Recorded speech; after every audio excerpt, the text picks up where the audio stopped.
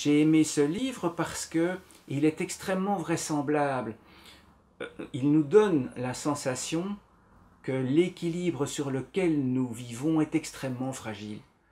Une crise, ça peut arriver vite. Et on voit dans ce roman des personnages très pleins de chair et de sang et qui doivent s'adapter à un monde différent.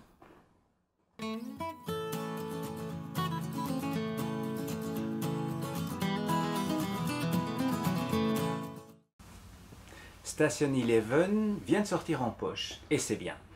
C'est Emily St. John Mandel qui a fait ça. C'est encore un récit post-cataclysmique, mais la différence, elle tient dans le fait que les personnages sont immédiatement plongés dans les ennuis. Alors, l'histoire commence par une épidémie extrêmement rapide, au départ de tous les aéroports des grands pays du monde, une peste aviaire, mais à la puissance 100, et tout le monde meurt. Enfin, presque tout le monde, sinon ça n'aurait pas d'intérêt. Et les quelques survivants, au bout de seulement 20 ans, sont en train de vivre, et c'est ce que nous raconte le livre, sont en train de vivre un nouveau Moyen-Âge. On en a lu des livres de ce genre, mais la particularité, c'est que cette fois-ci, ce sont des gens qui se souviennent d'avoir résolu tous leurs problèmes avec un téléphone portable, qui se souviennent de s'être déplacés d'une grande ville à une autre avec un avion.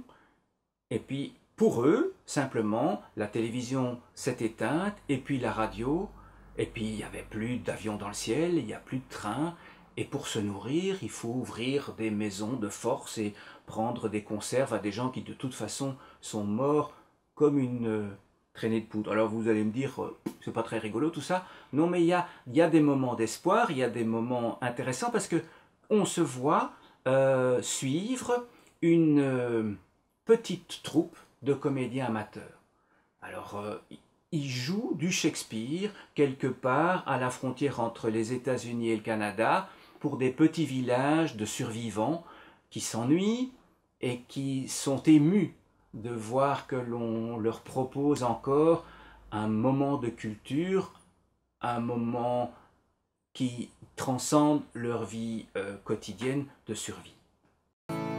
Pour d'autres conseils de lecture, retrouvez-nous à la librairie de l'écrivain public, à la Louvière. Et n'oubliez pas d'aimer notre page Facebook.